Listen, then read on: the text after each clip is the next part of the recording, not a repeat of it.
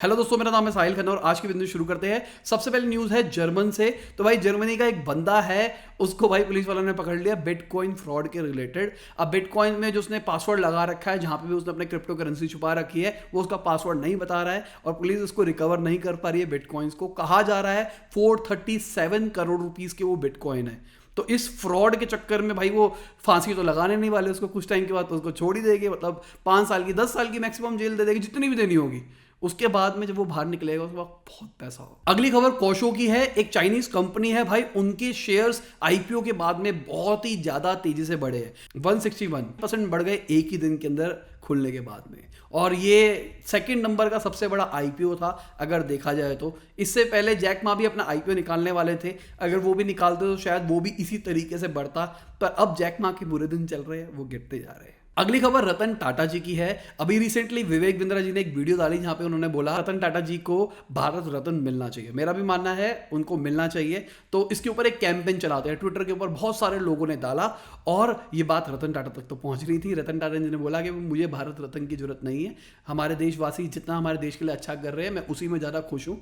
और ये बहुत ही बड़ी बात है उनकी, देखा जाए तो आपको कितने पसंद है रतन टाटा जी, नीचे कमेंट के अंदर बताओ। क्या आप उनको अपने आइडल मानते हो या फिर नहीं, कमेंट बिलो। अगली खबर टाटा बोइंग एरोस्पेस की है। वो तेलंगाना के अंदर वर्टिकल फिन स्ट्रक्चर बनाएगा। तो भाई ये वर्टिकल फिन स्ट्रक्चर इंडिया के अंदर बनने वाले हैं और ये बहुत ही अच्छी खबर है इंडिया के एरोस्पेस को लेके। अगली खबर अमेजॉन की है। अमेजॉन के यूनियन इलेक्शन चलने वाले हैं, तो वो इलेक्शन ईमेल के थ्रू में वोट होने की बात चल रही थी। तो पहले भी हुए थे, पर इस बार अमेजॉन कह रहे हैं कि भाई इसके ऊपर बहुत ज़्यादा फ्रॉड हो सकता है। बेसिकली अगर आपको किसी को वोट देना तो आप एक मेल ड्रॉप कर दो, मैं इसको दे रहा हूँ, और उस बंदे को वोट मिल जाएगा। क्या आपको लगता है कि इस टाइप का वोटिंग सिस्टम सही है या फिर नहीं है? क्योंकि इसके अंदर बहुत ज़्यादा फ्रॉड हो सकता है, ऐसा मुझे भी पर्सनली लगता है। यूएस के अंदर इस चीज़ को हिपोक्रेसी कही जा रही है, क्योंकि पहले ही अमेजोन वाले इसको सपोर्ट करते थे, आज इनको लग रहा है ये चीज़ इनके ऊपर उल्टी पड़ सकती है, तो आज ये कह रहे हैं ये चीज़ बेकार है। आपको क्या लगता है, होना चाहिए या फिर नहीं होना चाहिए? मेरे हिसाब से इंडिया के अंदर जो हम इलेक्शन के वोट देने के लिए जाते हैं, अंगूठा शंगूठा लगा के हम एक बार चेक करके आते हैं। आधार कार्ड अगर सब कुछ सही हो जाता है तो मेरा मानना है बायोमेट्रिक से फ़ोन से ही हम वोट दे पाए। अगर ऐसा सीन हो जाएगा तो वोटिंग बहुत ज़्यादा बढ़ जाएगी। टेक्नोलॉजी का देखना पड़ेगा किस तरीके से चीज़ आएगी इस चीज़ के अंदर, पर चीज़ें बहुत ही अच्छे तरीके से हो सकती है।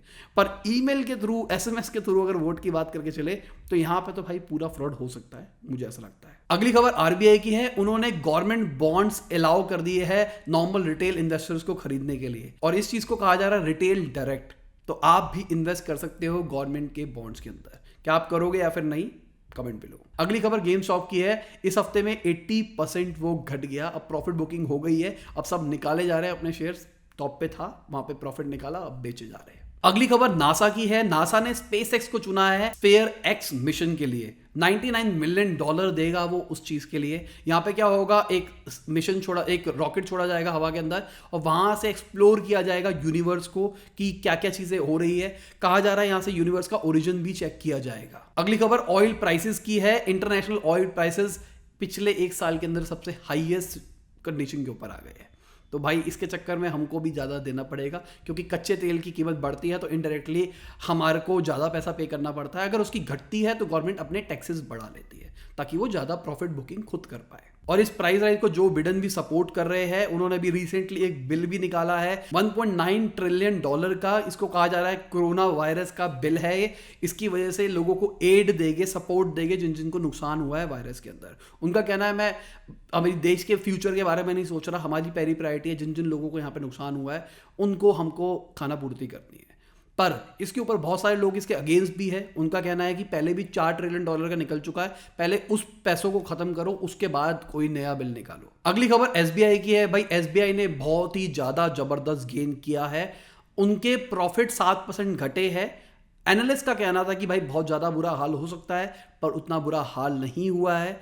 और 13.64% का राइज आया है ईयर ऑन ईयर के अंदर, अगर नॉर्मल डिपोजिटर्स की बात करके चले तो भाई अच्छी खबर है। और इसी अच्छी खबर के चक्कर में मार्केट में आप देख रहे हो किस तरीके से इसके शेयर्स बढ़ रहे हैं। अगली खबर अमेजॉन और फ्यूचर रिटेल के पंगे की है।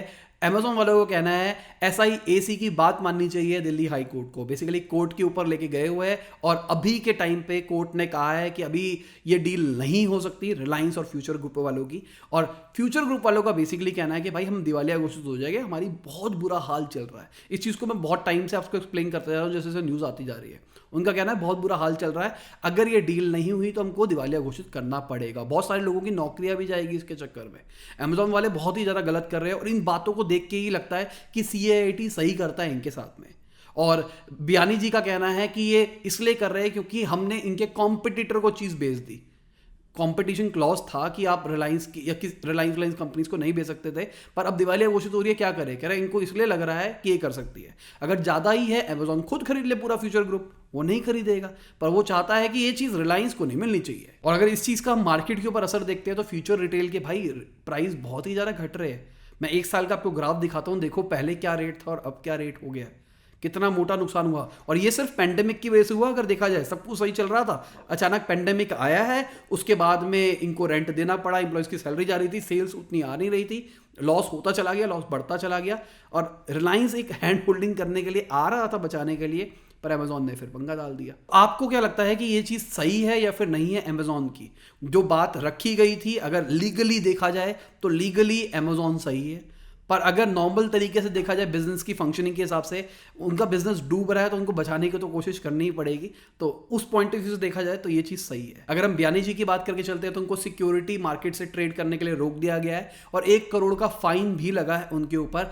इस चीज़ का कोई रिलेशन नहीं है ये अमेजोन वाले पंगे से, पर फिर भी मैं बियानी जी की बात बता रहा हूँ आपको। और ये चीज़ क्यों हुई है, 2017 के अंदर डीमर्जर होना था फ्यूचर ग्रुप का, तो उससे पहले इन्होंने अपने खुद के शेयर्स को ट्रेड करा अलग से एक एंटिटी बना के, जो कि गलत चीज़ है। इस चक्कर में सारी की सारी चीज़ें हुई है। अगली खबर RBI की है, वो 24/7 हेल्पलाइन लेके आ रहा है डिजिटल पेमेंट सर्विसेज के लिए। अगली खबर पेपाल की है, पेपाल इंडिया से एग्जिट कर रहा है, वो इंडिया में अब काम नहीं कर रहा।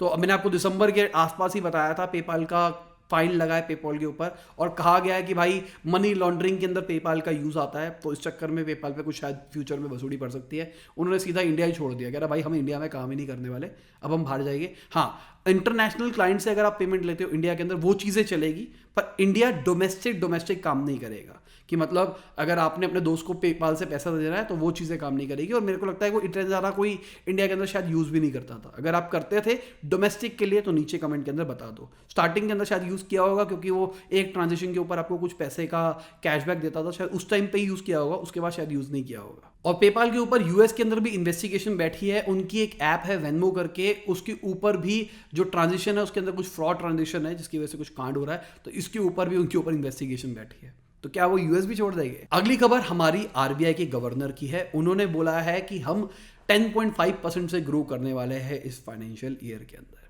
तो बहुत ही अच्छी बात है अगर ऐसा होता है तो। उनका कहना है जो हमारा पहला क्वार्टर होगा उसके अंदर हम 25% के आसपास तक भी ग्रो कर सकते हैं।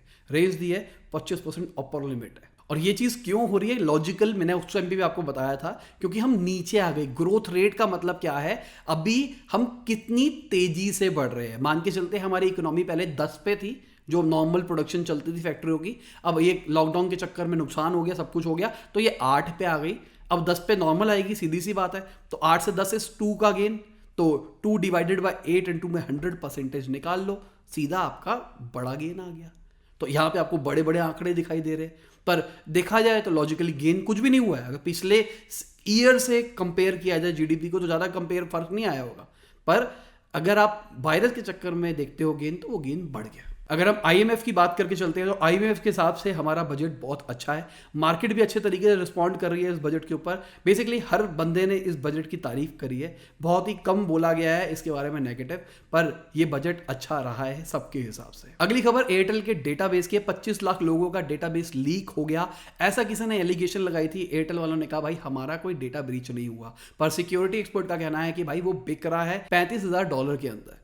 तो भाई आपका डेटा बिक रहा है, आधार कार्ड नंबर भी हो सकता है, वोटर आईडी कार्ड की डिटेल्स भी हो सकती है, जो भी आपने खुलवाने के टाइम पे भरा था वो सारा डेटा लीक हो सकता है। अगली खबर न्यू दिल्ली रेलवे स्टेशन की है भाई, उसको रिवैम्प चलने वाला है, बहुत ही जल्दी होने वाला है। 6500 करोड़ रुपीस का ये इसको माना जा रहा है जो रिवैम्प होगा, और इसके अंदर बहुत सारी कंपनियों ने पार्टिसिपेट किया है, अडानी भी उसके अंदर एक है। देखते हैं किसको ये प्रोजेक्ट मिलता है, पर जो फोटोज देख के लग रहा है ना भाई, मजा आ जाएगा, बहुत बढ़िया लगेगा। कई लोगों को लगेगा पैसा खराबी है, खराबी नहीं है। अब ISBT दिल्ली का बस अड्डा देख लो, पहले क्या होता था, अब उन्होंने क्या बना दिया, मजा आता है।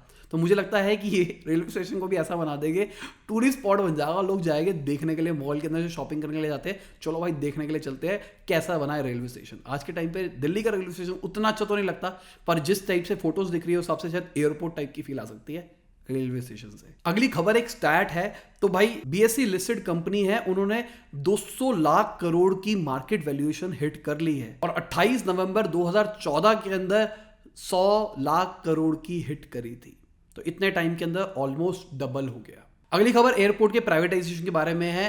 तकरीबन 10 एयरपोर्ट्स प्राइवेट हो सकते हैं, गवर्नमेंट उसको प्राइवेट कर सकती है। कुछ टाइम पहले भी बहुत सारे एयरपोर्ट प्राइवेट हुआ है, अब और भी हो सकते हैं। गवर्नमेंट का कहना है कि कुछ कुछ जो कि ढंग से नहीं चल रहे एयरपोर्ट्स, उनको क्लब भी किया जा सकता है। अगली खबर एक और आंकड़ा है भाई, फार्म एक्सपोर्ट 10% से ग्रो किए हैं वायरस सिचुएशन के अंदर भी, जो लॉकडाउन चल रहा था उसके अंदर भी इतनी तेजी से बढ़े हैं अगर उससे पिछले साल से कंपेयर किया जाए। और अगर ओवरऑल देखा जाए तो 15% डिक्रीमेंट आया है इस चीज के अंदर। अगली खबर है जो हमारे एविएशन मिनिस्टर है, उन्होंने बोला है तकरीबन 500 करोड़ रुपया एयर इंडिया का देना है गवर्नमेंट की अलग अलग वर्टिकल्स को। तो भाई पैसा दे दो, और उन्होंने साथ में ये भी बोला है कि वो पैसा बेसिकली कुछ क्रेडिट लाइन दी जाती है। क्रेडिट लाइन मतलब इतने टाइम के अंदर आपको पैसा चुका देना है, तो वो पैसा क्रेडिट लाइन के बाद भी नहीं देते हैं और उसके ऊपर कोई इंटरेस्ट भी नहीं लगता है। अगली खबर इंडिया के फॉरेक्स रिजर्व की है भाई, वो बढ़ गया और ज्यादा बढ़ता जा रहा है फॉरेक्स रिजर्व। बीच बीच में कुछ कुछ बेचते हैं, फिर से बढ़ा लेते हैं, फिर बेचते हैं, फिर से बढ़ा लेते हैं। क्या कर रही है गवर्नमेंट समझ में नहीं आ रहा, और इसकी वजह से अगर आप देखोगे रुपी और डॉलर के रेट के अंदर भी फ्लक्चुएशन आती है। अगली खबर अडानी पावर की है, उनके लॉसेस कम हो गए, 293 करोड़ रुपीस तक पहुंच गए Q3 के अंदर। बहुत बड़ा लॉस होता है ये भी। अगली खबर एलॉन मस्क की है। रिसेंटली मैंने आपको न्यूज के अंदर बताया था कि उनका जो स्टारशिप का है वो लैंड करते वक्त एक्सप्लोड हो गया था। तो किसी यूजर ने बोला कि 2 ही इंजन्स क्यों चल रहे थे, जो चीज आपने पहले गलती करी थी वही चीज आपने रिपीट क्यों करी। तो उन्होंने बोला भाई हम डम थे, हमसे गलती हो गई। और स्पेसएक्स की अगर स्टारलिंक की बात करके चलते हैं तो भाई 10,000 यूजर्स हो चुके हैं जो कि उनका इंटरनेट यूज कर रहे हैं सैटेलाइट से चलता हुआ। अगर आपकी जान पहचान में किसी ने यूज किया है तो नीचे कमेंट के अंदर बताना कि कैसा आपको कवरेज मिल रही है, क्या क्या स्पीड आ रही है, कैसा लग रहा है। और कुछ टाइम पहले स्पेसएक्स ने 60 सैटेलाइट्स भी ऊपर भेजी है इसी स्टारलिंक प्रोजेक्ट के लिए। तो बहुत अच्छा है चीज़, अगर देखी जाए तो सीधा आपको ऑन द गो इंटरनेट मिलेगा। और यहाँ पे 2G 5G की बात नहीं हो रही, यहाँ पे एक तरह से आपको वाईफाई टाइप की चीज़ मिलने वाली है और बहुत ही अच्छे तरीके से चलेगी। बहुत बढ़िया आइडिया है। अगली खबर एयरटेल की है भाई, एयरटेल ने 854 करोड़ का प्रॉफिट रिपोर्ट किया है। पिछले 6 क्वार्टर से वो लॉस रिपोर्ट कर रहा था, इस बार उन्होंने प्रॉफिट रिपोर्ट किया है। तो ये टेलीकम्युनिकेशन इंडस्ट्री अब प्रॉफिटेबल आने लग गई है, और थैंक्स टू जियो हमको भी चीज़ें सस्ते में अवेलेबल हो रही है। जो इंटरनेट इतना ईजी नहीं था हमारे पास, आज आप यूट्यूब पे वीडियोस देख रहे हो, शायद बहुत सारे लोग फ़ोन के इंटरनेट से देख रहे होंगे। अगर हम आज से जियो आने से पहले की बात करके चलते हैं तो 200 रुपये में 2 GB मिलता था। यूट्यूब इतना तेज़ी से ग्रो नहीं करता, ऑनलाइन लर्निंग इतनी तेज़ी से ग्रो नहीं करती, सेल्फ डेवलपमेंट इतनी तेज़ी से ग्रो नहीं करता, लोगों की जो अर्निंग पोटेंशियल बढ़ गई है वो इतनी ज़्यादा नहीं बढ़ पाती। मुझे पर्सनली ऐसा लगता है, बाकी आपको क्या लगता है नीचे आप कमेंट में अपना पॉइंट ऑफ व्यू शेयर कर सकते हो। अगली खबर एयरबस की है, उन्होंने फ्लाइटेक एविएशन एकेडमी के साथ में पार्टनरशिप करी है, जहां पे वो इंडिया के अंदर ड्रोन उड़ाने की ट्रेनिंग देने वाले हैं। यहाँ पर तो भाई बहुत सारे लोग हैं जिनके पास ड्रोन है और पहले से ही उड़ा रहे हैं, पर अच्छी चीज़ है, एक आपको लाइसेंस मिलना शुरू हो जाएगा, जो कि गवर्नमेंट कह रही है कि लाइसेंस मिलेगा अगर आपको कि स्पेसिफिक टाइप का ड्रोन उड़ाना है। क्योंकि एक तरह से देखा जाए ये चीज़ गलत भी है, आप ड्रोन में कैमरा लगा के किसी की भी प्राइवेसी को वायलेट कर सकते हो, बंदे को पता ही नहीं है, आप सीधा ऊपर पिक्चरों वाला सीन कर रहे हो, वहाँ जाके देख रहे हो उसके घर में क्या चल रहा है क्या नहीं चल रहा, गलत चीज़ भी हो सकती है। इस चक्कर में लाइसेंस ठीक है लॉन्ग टर्म के लिए, और छोटे छोटे जो हो गए वो जो नॉर्मल यूट्यूब के लिए चाहिए, बेसिक शादी में उड़ाने के लिए चाहिए, छोटे अगर ड्रोन चाहिए जिसकी ज़्यादा हाइट कैपेबिलिटी नहीं है, उसके ऊपर लाइसेंस ना भी हो तो भी चलेगा। तो ठीक है दोस्तों, इसी के साथ आज की वीडियो न्यूज़ खत्म होती है। उम्मीद करता हूँ मजा आया होगा। लाइक कर देना, शेयर कर देना, कमेंट बताना वीडियो कैसी लगी। बाय, गुड नाइट, शबा खैर, खुदा हाफिज़, गुड मॉर्निंग, गुड आफ्टरनून, जब भी आप वीडियो को देख रहे हैं।